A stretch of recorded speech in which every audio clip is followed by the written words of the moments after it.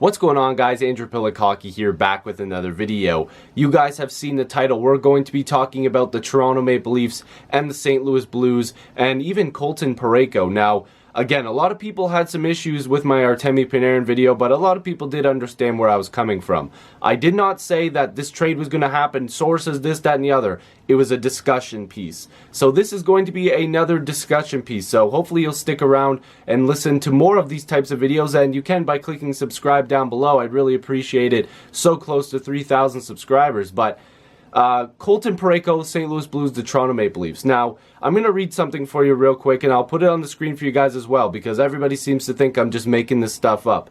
So, apparently, Howard Berger, if I'm saying his name wrong, I apologize, apparently has sources. Apparently he's worked with Sportsnet 590 for like 23 years, so it's not like he's just some random person.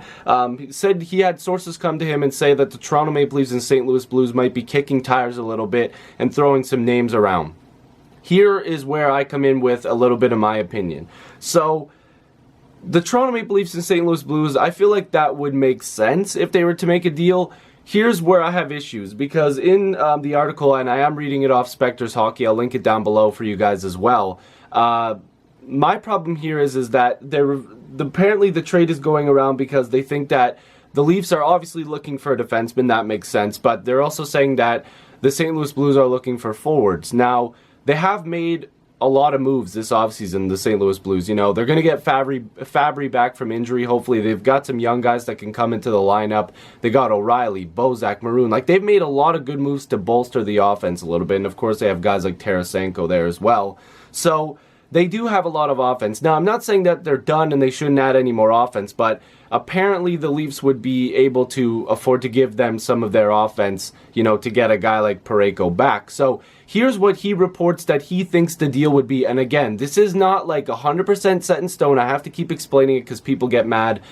This is not like an offer that's already been tabled. This is a discussion, and I'll hand it over to you at the end of the video as well.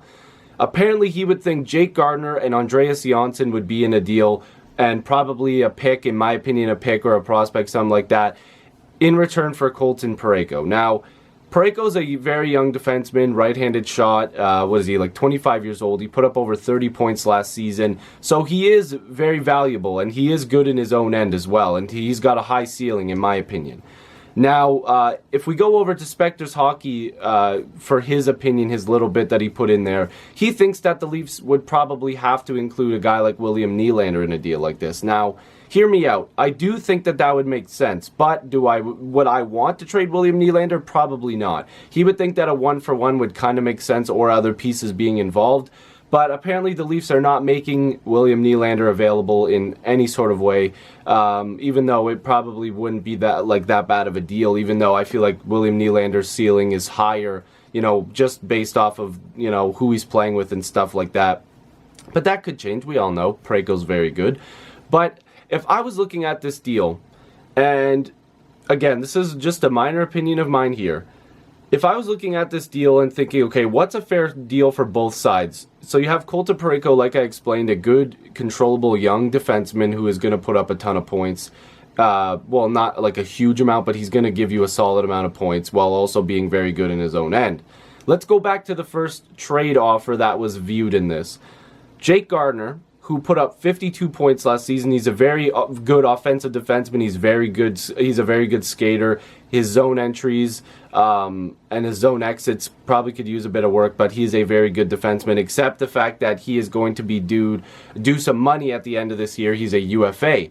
And then Andreas Johnsson, who's got, you know, a lot of potential. He could put up a decent amount of points, add scoring punch, and would probably do pretty well on that Blues roster. But again, he will be due for a contract at the end of the season, a restricted free agent. But he does come with a low cap hit this year, and you'd probably be able to work something out with him. And, you know, if he plays a full season in the NHL, he's probably doing better than most people expect. then you also, in my opinion, would have to add a controllable young defenseman. Now, this is where it's going to sting a little bit. I know you're already giving up Jake Gardiner, but in a sense, you know that you might not be able to hold on to him, and the Blues are going to be looking to compete, so you're going to have to give them Jake Gardiner for points-wise. You're giving them Andreas Johnsson for that scoring depth that they could probably use because he's cheap, and the Blues, like I said, are going all in. Then you would have to give up a young defenseman, like I said. So they probably might not be interested in a guy like Borgman or Rosen. In my opinion, they might want to shoot a little higher than that. And I wonder how much it would hurt the Leafs to give up a guy like Connor Carrick or Justin Hall. In my opinion, they would probably have to give up a guy like Connor Carrick with Jake Gardiner and Andreas Johnsson, and maybe even a late pick to get Parayko. Because if I'm the Blues, and again, I'm going to be looking at both sides here. If I'm the Blues, I'm thinking, okay, William Nylander, like, that's who we're starting with in the trade offer. Like, we want Nylander. You know, that they should do that. In all honesty, that's what they should be asking for. Would the Leafs accept it? No. They know that they're going into this year much like the Blues. They want to compete, and this is where it gets tricky, and that's why I said both teams are very good. They want to be able to compete this year. The Blues just missed out even with selling off Stastny at the deadline last season. So it gets difficult because both teams don't want to give up high-value pieces, even though they are giving up Parayko and you're giving up a Gardner, a Johnsson. Like, this is good pieces.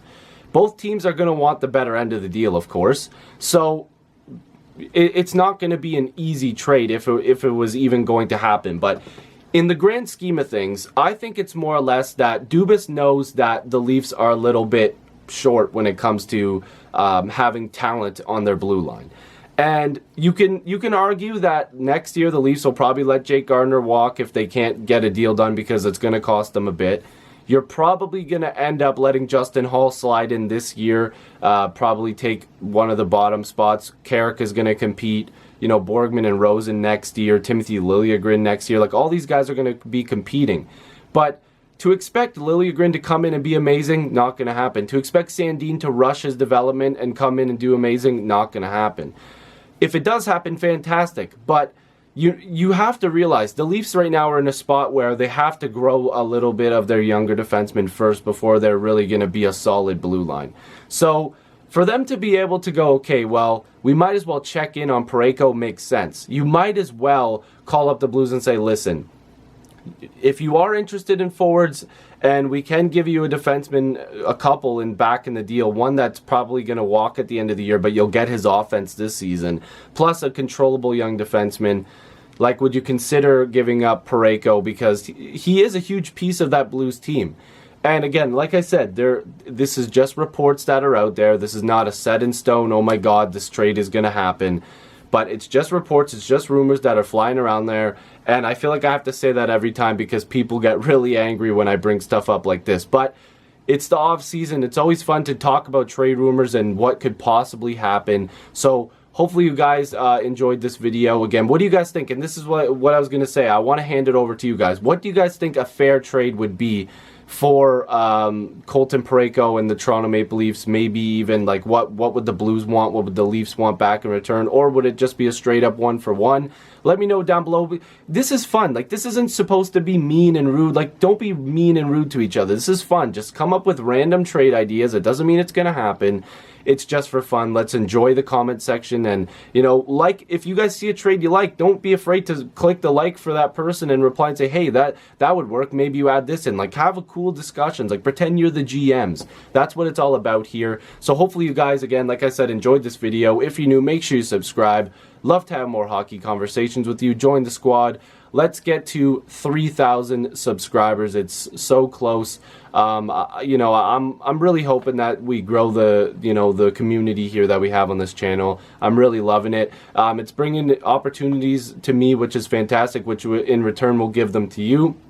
Like the fact that I get $20 off.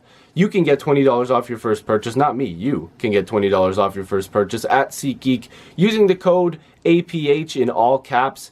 You know, you can find concert tickets, sports tickets, all the tickets you can find. Go to SeatGeek, use the code APH in all caps. Also, if you are interested in buying a t-shirt with my logo on it, there will be a link down below in the description box. You don't have to buy one. I just always throw it out there just in case. Some people have bought them already. Thank you very much. I'm not sure how long I'll keep the site up. I'd really like to keep it up all the time. There's also some other items on there like water bottles maybe. I don't know. I can't remember everything that's on there, but there are affordable t-shirts at like $20.